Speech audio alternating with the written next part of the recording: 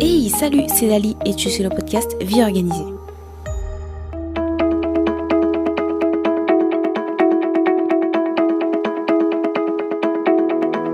Et tout de suite, voici l'épisode numéro 3. La to-do list. Je pense que beaucoup ont déjà entendu parler. C'est un vocabulaire beaucoup employé de nos jours, par nos jeunes, majoritairement, et très efficace en pratique. La to-do list, c'est une liste de tâches contenant tout ce que vous devez faire pendant la journée, ou même plus globalement au cours de la semaine. Elle ne contient pas forcément de créneaux horaires fixes et courts, mais plutôt un laps de temps dans lequel elles doivent être accomplies. Elle est plus laxiste, je dirais.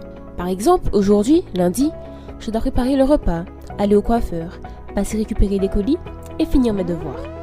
Tout cela représente ce que je dois faire dans la journée, sans un ordre défini, mais je sais que telle et telle chose doivent être faites vers telle heure de manière logique. La to-do list a été un élément assez efficace pour moi, et l'est toujours d'ailleurs.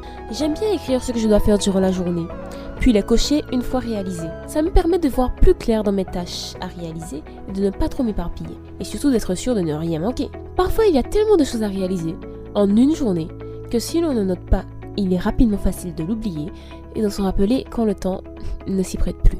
Il est important d'utiliser une to-do list pour mieux s'organiser. Cela permet de noter tout ce que l'on a réalisé durant une journée et de pouvoir mieux voir ce qui a été ou doit être fait. Comme par exemple, une fois l'action terminée, on peut cocher la petite case pour la marquer comme finie. La to-do list permet de gagner en productivité et de ne surtout pas se laisser dépasser par les situations. Elle nous permet de fixer des objectifs et accroître notre persévérance, nous invitant à aller jusqu'au bout de ces actions. Donnez-vous ce challenge.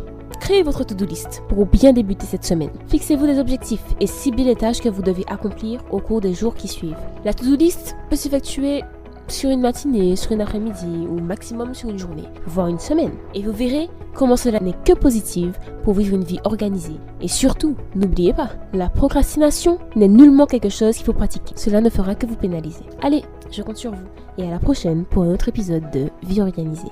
N'oublie pas de partager autour de toi.